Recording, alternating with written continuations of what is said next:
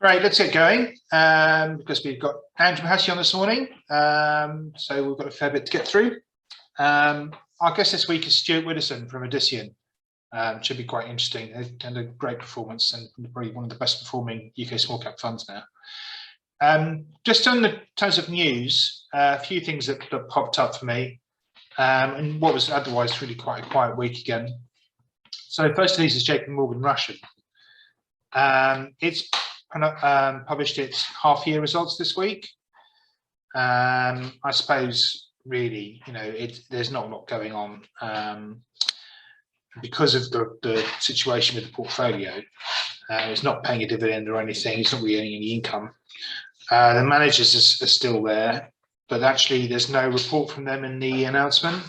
Be interesting to hear what they have to say actually, but I suppose maybe they don't want to say anything. One of the interesting things that I noticed from the report is that the chairman was saying that largely institutions have been selling down to retail investors. So as we'll see in the chart in a minute, it's been trading at a premium for a long time. And retail investors are buying at a premium from institutions. I think that's slightly worrying. The fund got kicked out of the all share on the 17th of June, and that promoted another bout of selling. The NAV is down to about 45p, and this, as I said, it's still a big premium. The only really reason why it's a going concern is because there's no management fee being charged at the moment. Otherwise, the existing cash would be being burnt through. There's the chart. I think we've all seen that sort of thing before, so there's not much worth dwelling on. I suppose we should mention that the fact that the premium has at least come down a bit. We were renting when it first started going up here, the investors were being daft, and so it's turned out. What the board's come up with today is this idea that maybe the fund could migrate from being a pure Russia fund to something a bit more like the Bering Fund, BMO.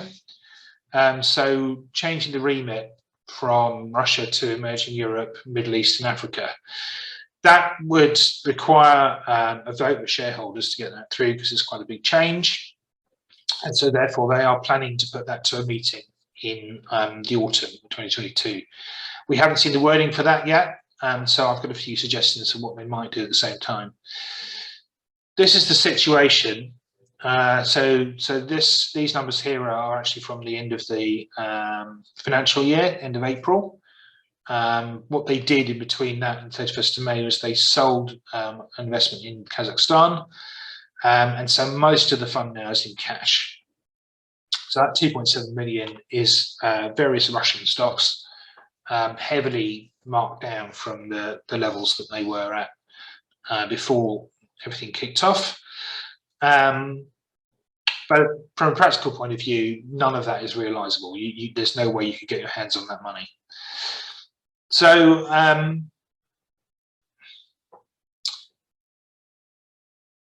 the reason you can't, well, firstly, Russia has said foreigners can't sell Russian securities. I can't see that changing while the war's going on, and it might not be changed quickly after the war ends. So that's going to persist for some time yet. There are some stocks in the portfolio that are under sanctions, and therefore, because of that, not only should the fund not be holding them, it shouldn't also be trading in them. I can't see sanctions being lifted until it's sorted out how Russia's going to compensate Ukraine for the damage it's caused. I think that's going to take years.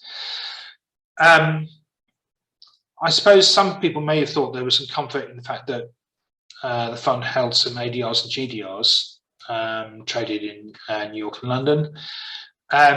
The underlying stock for these is being re-registered onto the Moscow Stock Exchange. That's a thing that Russia's demanded. And so those ADRs and GDRs will eventually cease to exist. And all of the stock will be in Russian traded stocks. And against all of this, I think it's slightly bizarre that the board is still sticking to this idea that there's no continuation vote or a tender offer until 2027. having just passed one just after the war started. So it's down to shareholders what happens next. We think that actually, I mean, in almost any situation where you're putting up a major change of mandate like this, unless it's really obvious that this one investors want to do, there should probably be a continuation vote at the same time, or an opportunity to cash exit. But let's say that shareholders want to carry on going with the new remit. The existing fund will still be way too small. So the fund with the new remit will be way too small, because all it's got to invest is that tiny bit of cash. So it needs to find some way of expanding. So what I'm suggesting is that the fund is split. So the Russian investments are sent into a separate pool, and existing investors are given like a B share or a Russian share or something to represent their risk in that portfolio. And then that stands there as a separate thing.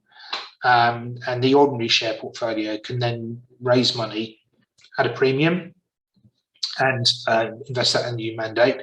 And the two won't cross-contaminate each other.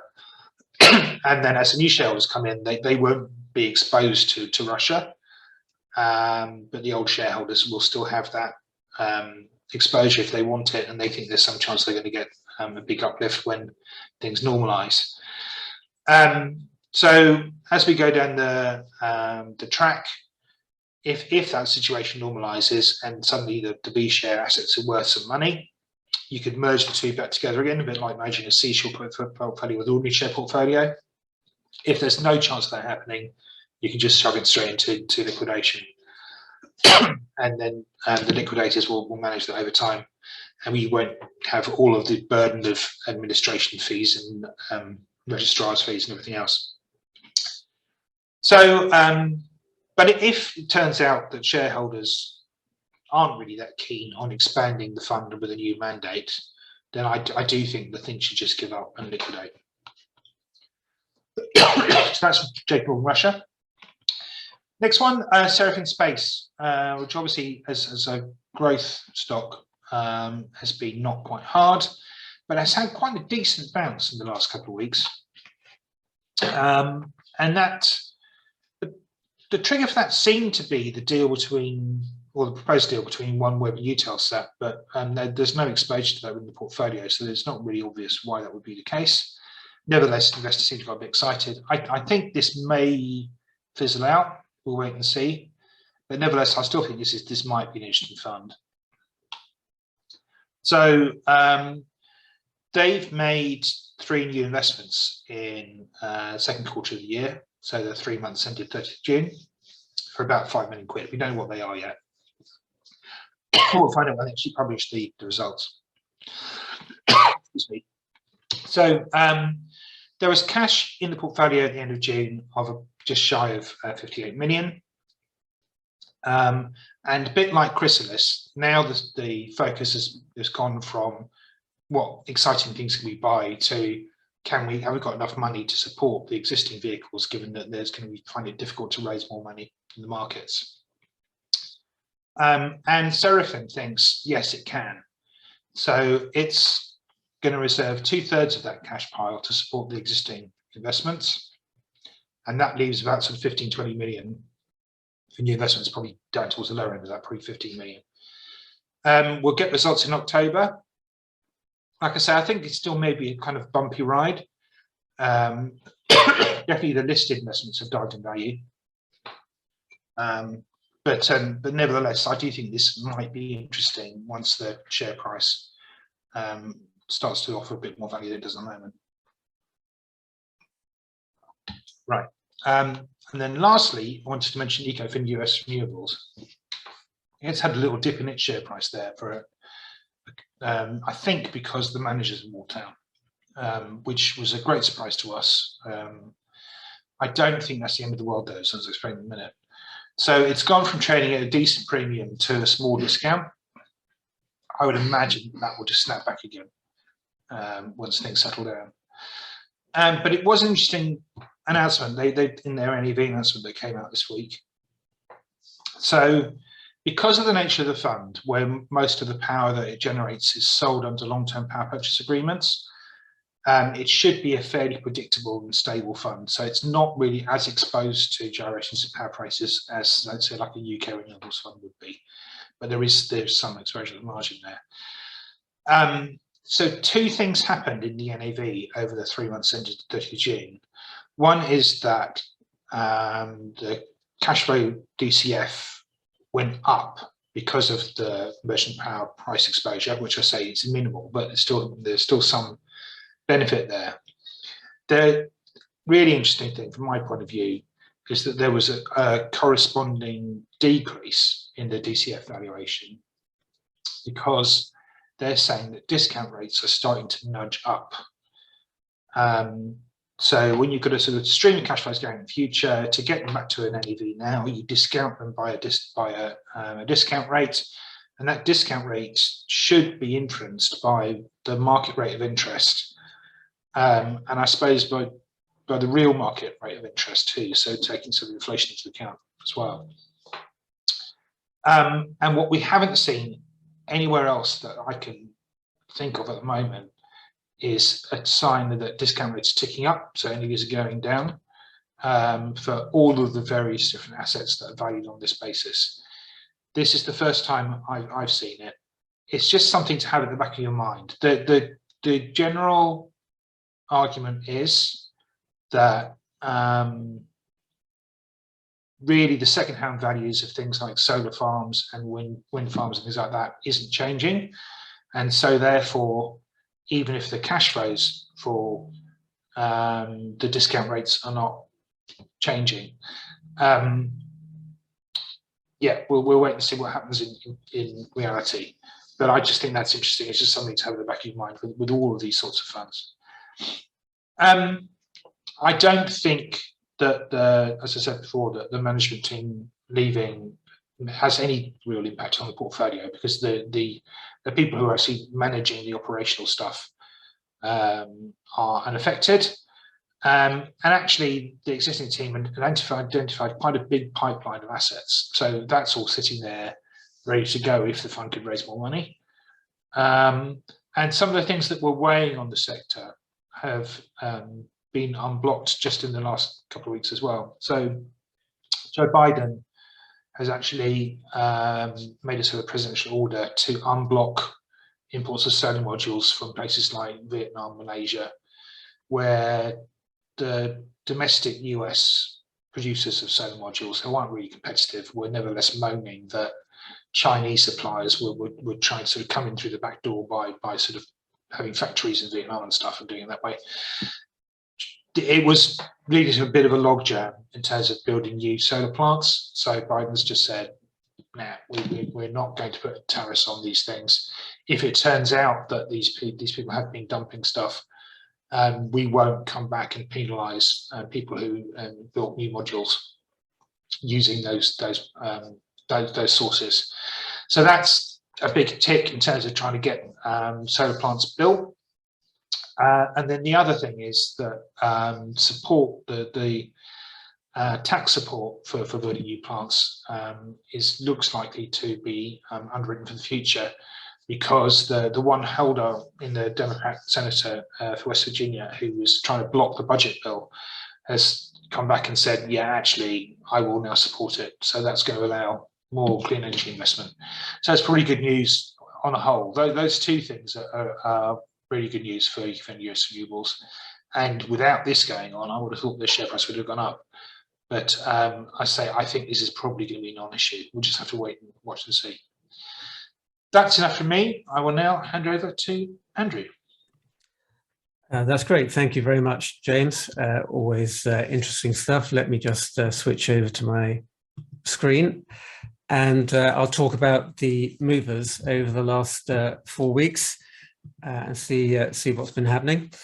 There's always a danger, as James and I don't collude, that we will talk about the same thing. And Seraphim Space is top of the list this month, so we're going to manage it this time. And you'll see from this list that actually there have been quite a number of decent rises from growth oriented trusts. And many investors will be very pleased to see Scottish Mortgage on the list there, bouncing by a bit over 10%.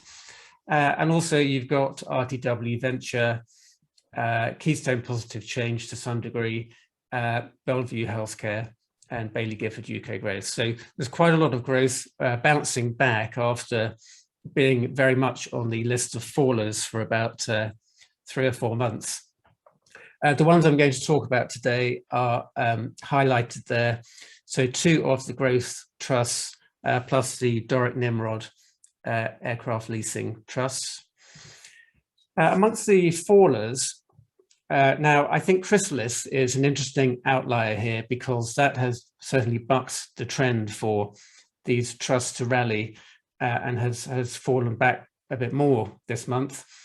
But I think there's more of a mix on this list. There's a little bit of China on here, which is quite interesting.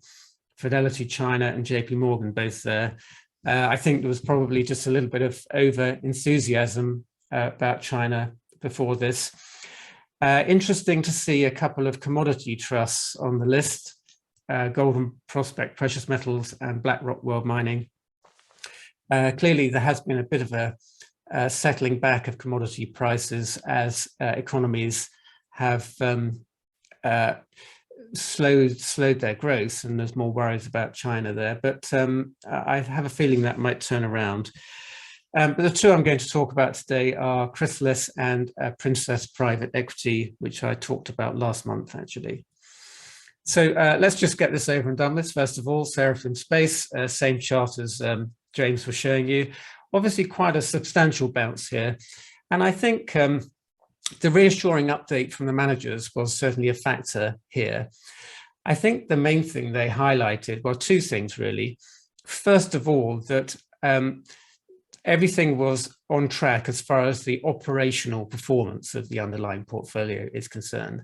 And this is something I think we've been hearing from most of the growth capital managers, that the reason for their sharp fall in their share prices has not been underlying operational difficulties. It's really been a question of how these companies are being valued, and that sentiment has very much turned against the sector as interest rates and inflation have risen.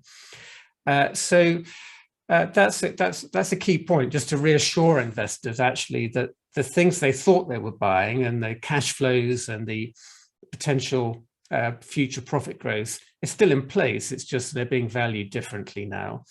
And the other big issue, I think, which the managers very wisely addressed, was just how the cash flow is for these companies and the fact that they're all quite well capitalized. As James said, there's just one company in the portfolio here that's going to need some capital over the next 12 months. And the managers have said that they're reserving 2/3 of their cash balance for the follow-on investments. I think that's quite important because it is a potential flaw actually in the structure of growth capital trusts investing in unquoted equities, that those companies are likely to be more cash hungry during periods of difficult economic performance. And of course, that is the exact moment when these trusts are on big discounts and therefore unable to raise more capital. So it's quite important that they have access to liquidity. And I think Seraphim Space has probably reassured shareholders on that front. One of the outstanding issues, though, is that the most public face probably of the portfolio are the 2 large holdings that are listed in the US, Arctic Quantum and Spire Global, they both reversed into SPACs, these special purpose acquisition companies, as a way of getting their IPOs. And they've both fallen very sharply by 50 or 60%. And so if you're not able to dig into the valuations of the private companies, that's what you're looking at. And that looks a bit terrifying, which is maybe why the shares had such a sharp fall in the first place. And I'll just take a little quick detour now into the world of SPACs, because my sense is as well that there's quite a lot of negative publicity around them at the present time. And therefore, companies that did happen to take this route for their IPOs in the US have maybe been punished quite harshly by the market there.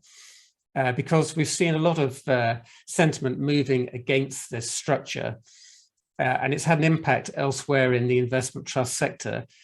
So our old friend Pershing Square and Bill Ackman, of course, he had this SPAC, Pershing Square Tontine, that raised a record $4 billion. And it's just reached the end of its 2-year life, where it had to undertake a business combination or hand the money back. And of course, it was thwarted in its proposed acquisition of Universal Music Group. And it wasn't able in these market conditions to find anything else. So it is handing the money back now, which of course removes a potential source of capital gain for the trust, but that was always pretty uncertain anyway. But maybe that's one reason why Pershing Square Holdings is on such a big discount. I think it's about 34%, which seems very high for the risks involved with that trust. And another trust, which I think has also been affected by the shadow cast by SPACs, is VPC Specialty Lending, which is essentially a lender to small fintech companies and has a very solid track record. It's paid the same dividend for the last 17 quarters in a row. It's pretty much covered by revenue. It has revenue reserves. It looks like a good, solid lending business, but it does have this SPAC sponsorship activity on top, which for a while looked as though it was going to really add a lot to the asset value and really be very attractive. But actually, what has happened there is that those SPAC listings have really collapsed in value. One in particular called Backed, which was a cryptocurrency exchange, which is obviously not flavor of the month at the present time. And that's cast a bit of a shadow, I think, which means that the shares are trading at a substantial discount there, and the yield you're getting from this very solid underlying business is now over 10%, which is quite interesting. So my sense was that really something awful had happened in the SPAC industry and that it wasn't going to come back. So I just thought I'd have a look at some figures on this. And the figures are quite readily available. If we look at the blue chart here, you can see that from 2003, the industry has kind of bumbled along. There've been a few of these special purpose acquisition companies.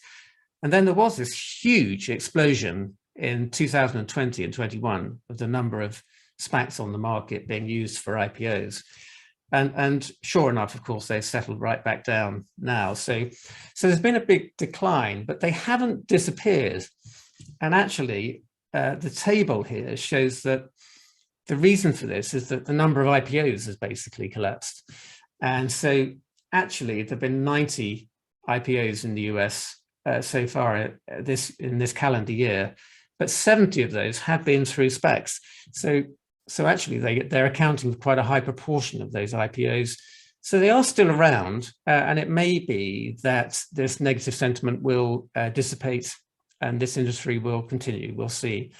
But it's quite interesting, to my mind, that it's casting a little bit of a shadow over some of those investment trusts at the moment. Potentially, I think that shadow will pass. Moving on now to RTW Venture. In many respects, this is telling the same story as Seraphim Space. You've got this quite significant decline over the last few months in the share price, down from about the 135 mark down to below $1.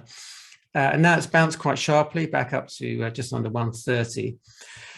And here, again, the managers are really spinning the same narrative that the operational performance is just fine as expected, and the market has basically been very unforgiving for this sector of small biotech companies. They say that valuations are at historic lows, and interestingly, that 34% of the companies in their universe are trading at less than net cash. So that indicates to me that sentiment has really swung to a very, very negative position, and that these stocks may well be oversold. I thought it was quite interesting this week that growth stocks in the US actually responded very positively to these 0.75 percentage point hike in interest rates, which suggests that actually they're just really looking forward to the Fed acting quite vigorously and aggressively to deal with inflation so that they can move on. And it may be that once we get to this inflection point where interest rates start to come back down again, and that's being anticipated already, I think, by markets, then growth stocks could recover. I mean, we'll have to see. But I think they're being reassessed at this point in the market cycle, and hence we're seeing this quite significant bounce. There's a very specific story to tell now about the Doric Nimrod aircraft trusts, these were floated in the early to mid 2010s. There was 3 of these Doric Nimrod ones, and there's a couple of others as well. There's it's about 5 of them in total, and they were an interesting idea. Basically, they bought the aircraft, leased them to major airlines, and then they sell the aircraft at the end and liquidate. And this seemed like a great idea before the pandemic, and then of course airlines had a really tough time. Fortunately, the bulk of the Doric Nimrod ones are leased to Emirates, possibly all of them actually, and Emirates has been very strong. That hasn't been true for all of the aircraft trusts. So one of them, Amedeo Air 4 Plus, leased its aircraft to Thai Airways, which had a lot of difficulty, but it's coming through that now. But anyway, the main issue was you could tell what the income was going to be from the lease because that was fixed. But there was this great big unknown at the end of the life of these trusts where you didn't know how much you could sell your aircraft for. And these are Airbus A380s. And there are quite a lot of those around. And there have been occasions in the past where actually the market hasn't been very good for these, and they've been sitting getting dusty on out of the way airstrips. So this was a big unknown, and this has meant that actually it's been quite hard to value these things. But the great news is that as these trusts are coming to the end of their lives, and in the case of the first Doric Nimrod one, the lease ends in December this year. So the market becomes very relevant for these aircraft. And that trust has just announced it's sold. It's one aircraft, it only owns one, to Emirates, actually for £25 million or $30 million it was, I think, which meant that including the lease payments over the remainder of the life this year, the trust is set to pay back 66p to investors. That includes one that's just gone ex-dividend, actually. And the share price before that, you can see this is all 3 of the Doric Nimrod trusts here over the last year. And they were trading reasonably quietly until this news. And the Doric Nimrod one, the first trust, was trading at 34p before this. And it basically said, well, we're going to give you 66p back now over the next few months. So clearly that was a terrific result for that trust. And that's had a knock-on effect to Doric Nimrod 2 and Doric Nimrod 3. So I think it's a much more encouraging background for these trusts now, and it's good for the Amedeo Air 4 Plus trust as well. So a nice result there, and I think there's still a bit of uncertainty for those second and third trusts, but the background is looking better.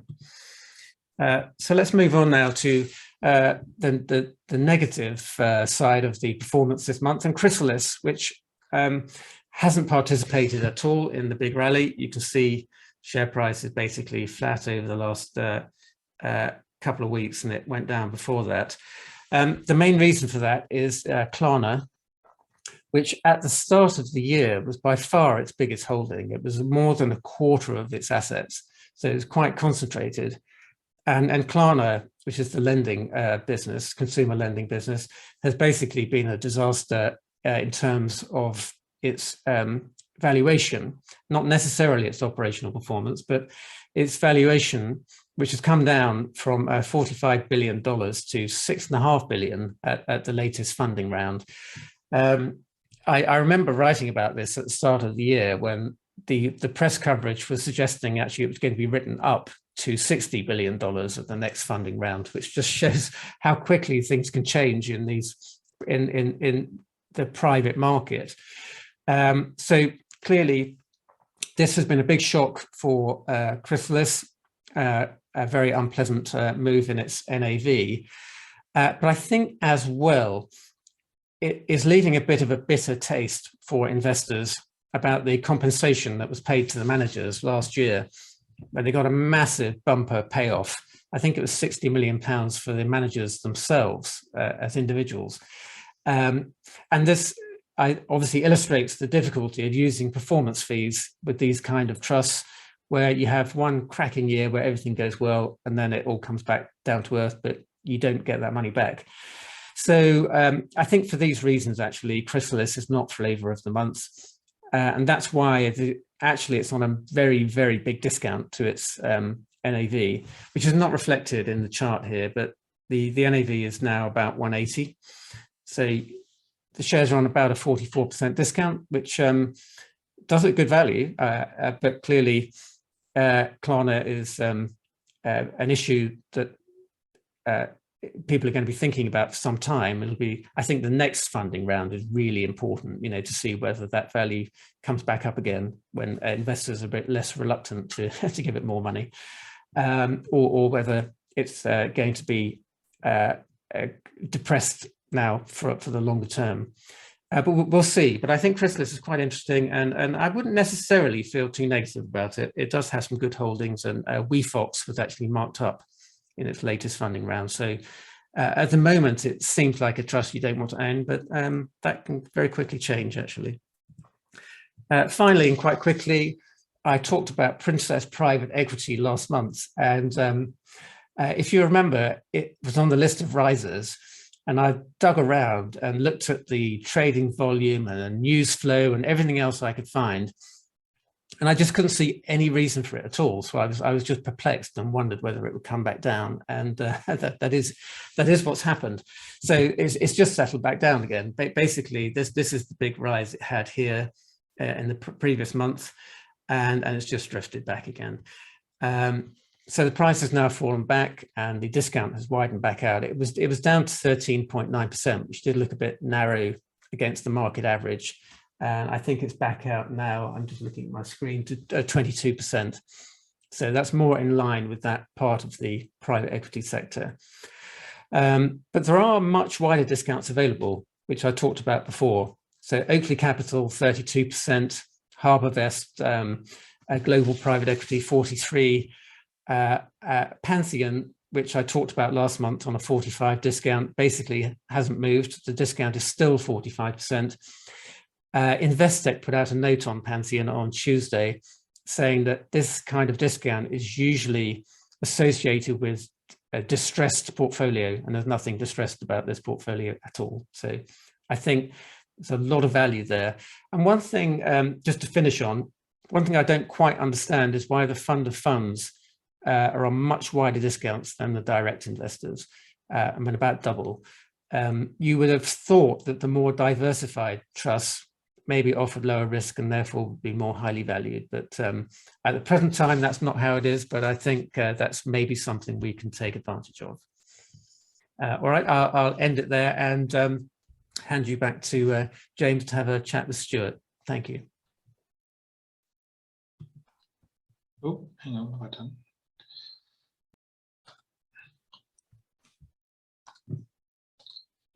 There we go. Back again, I think. Thank you very much, Andrew. Interesting as always. I think we should push on though, because